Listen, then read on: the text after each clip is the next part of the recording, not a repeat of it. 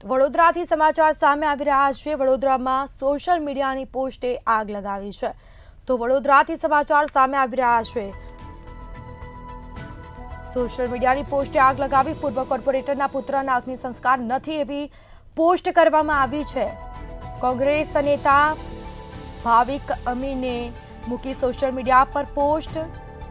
કોર્પોરેટરના પુત્રના મૃત્યુ માટે પ્રવીણ તરફ તાક્યું તીર। બીજી તરફ કારેલીબાગ પોલીસ સ્ટેશનના વહીવટીદાર પ્રવીણ તરફ તીર તાકવામાં આવ્યું છે। પોસ્ટ મૂકવામાં આવી છે। તો કારેલીબાગ પોલીસ સ્ટેશન અસામાજિક તત્વોનો અડ્ડો બન્યું હોય તેવું સામે આવી રહ્યું છે। સીસીટીવી ફૂટેજના આધારે કાર્યવાહી કરવાની માંગ કરવામાં આવી છે। તો કાર્યવાહી કરવાની માંગ કરાઈ છે। વડોદરામાં સોશિયલ મીડિયાની પોસ્ટે આગ લગાવી પૂર્વ કોર્પોરેટરના પુત્રના અગ્નિ સંસ્કાર નથી તેવી પોસ્ટ કરવામાં આવી છે। કોંગ્રેસ નેતા ભાવિક અમીને મૂકી સોશિયલ મીડિયા પર પોસ્ટ। કોર્પોરેટરના પુત્રના મૃત્યુ માટે પ્રવીણ તરફ તીર તાકવામાં આવ્યું છે। તો કારેલીબાગ પોલીસ સ્ટેશનના વહીવટીદાર પ્રવીણ તરફ તીર તાકવામાં આવ્યું। કારેલીબાગ પોલીસ સ્ટેશન અસામાજિક તત્વોનો અડ્ડો બન્યું હોય તેવું લાગી રહ્યું છે। સીસીટીવી ફૂટેજના આધારે કાર્યવાહી કરવાની માંગ કરવામાં આવી છે। તો કાર્યવાહી કરવાની માંગ કરવામાં આવી છે। તો કારેલીબાગ પોલીસ સ્ટેશન જાણે અસામાજિક તત્વોનો અડ્ડો બન્યું હોય તેવું લાગી રહ્યું છે। પૂર્વ ભાજપ કોર્પોરેટરના પુત્રના અગ્નિ સંસ્કાર નથી ત્યાં સોશિયલ મીડિયાની પોસ્ટે આગ લગાવી અને કારેલીબાગ પોલીસ સ્ટેશન સામાજિકનો તત્વોનો અડ્ડો બન્યો હોય તેવું લાગી રહ્યું છે। પોલીસ સ્ટેશન હદ વિસ્તારમાં ચાલતા ગોરખ ધંધાઓ માટે કારેલીબાગ પોલીસ સ્ટેશનનો વહીવટદાર પ્રવીણને જવાબદાર ઠેરવ્યું છે। શું છે એમાં વસ્તુ એવી છે કે કેટલા સમયથી જે પ્રવીણ વહીવટદાર છે, અગાઉ પીઆઈ સાહેબના અંડરમાં પણ એ વહીવટદાર રહી ચૂક્યો છે અને આજે તમને કહું કે એ જ વિસ્તારનો એક સામાજિક કાર્યકર્તા છે। એ અગાઉ પણ પોલીસ કમિશનરની કચેરીની અંદર અહીંયા જે ગોલવાડમાંની જે નવી ધરતીની અંદર જે દારૂના અને જુગારના અડ્ડા ચાલતા હતા એના નામ લિસ્ટ સાથે બી એને ઓલરેડી ઉજાગર કરેલું છે।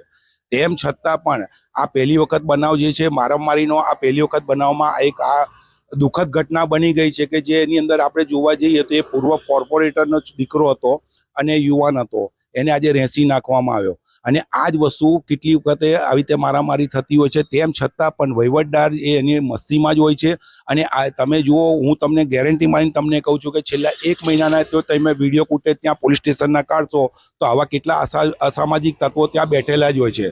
તો એ એમને શું ત્યાં આગળ ઓફિસ બનાવી દીધી છે? શાના માટે ત્યાં આગળ પોલીસ સ્ટેશનની અંદર બેઠેલા હોય છે? હું આપણે પોલીસ કમિશનરને પણ હું રજૂઆત કરું છું કે તમે 1 મહિનાના ત્યાં વિડીયો કાઢો અને એની અંદર તમે જુઓ કે જ્યાં પોલીસ સ્ટેશનમાં શું છે, નાગરિકોને આવવા માટેની કે એમના માટેની ફરિયાદો લેવાની જગ્યાએ અસામાજિક તત્વો જ્યાં તોડપાણી કરવા માટે બેઠેલા હોય છે તેના માટે જવાબદાર કોણ છે?